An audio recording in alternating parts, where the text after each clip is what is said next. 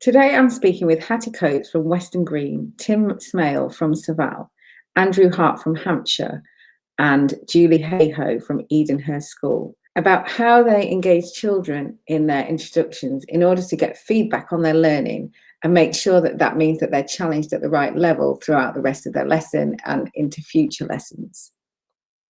Andrew, it'd be really good to understand how you conduct your lessons so that you can get a sense of where children are in their learning. Yes, Sam. I think the way I like to see learning in a classroom is that every pupil is working at their own pace and they're progressing through their learning at a level that they're intrinsically motivated, I suppose, to work as focused a way as possible and as consistently hard as possible. And then, throughout various points in a lesson, you'll have a number of children that you can bring together. And you can really elicit their understanding. So wherever they might be in their learning journey, they're really communicating openly with you where they are.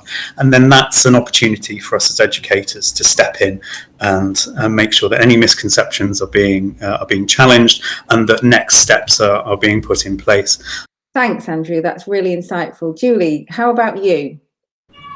With our children, what we try and do is do an introduction to a topic-based theme, and then what we're trying to promote throughout the school is ownership. So we're trying to get the children to lead their own learning. So the introductions will give them that oversight to bring them into the work, and then throughout the week they're going to work at their own pace, they're going to choose their own challenges, and that means that introductions, plenary is going to have to be targeted to individual children, small groups of children, so we don't always get the children back together as one whole group. They can be in smaller groups or they can be targeted individually. So at the end of it, that the work they've produced is their own. I know that they've shown the ownership to do that work. I can push them on where I need to. I can scaffold and support the children who are maybe falling behind a bit, and that actually the introductions, the whole point of it is to try and get the children wanting to do the work. It's to try and excite and incite that thoughtfulness that actually they want to do it and then they're driven to do it rather than me asking them to. Yes. And that's the whole point behind that kind of the self-led learning and the ownership that we're trying to promote. Thanks, Julie. I think that idea about being intrinsically motivated that Andrew also mentioned is really important. Tim, one of the things you do at Saval is flip learning as an approach to your introductions. Can you give us a bit of insight into that? In the classroom, a flipped learning approach has enabled us to really target the support that we give to each of our students. We're able to support those who maybe have initially struggled with content, but we're also able to target those who need a little bit more challenge and to go a little bit further. And it's allowed us to really focus on developing their critical thinking skills. Because the knowledge has been acquired, because the information has been gathered, the girls have got more time to think it through, to process the information, to think up great questions.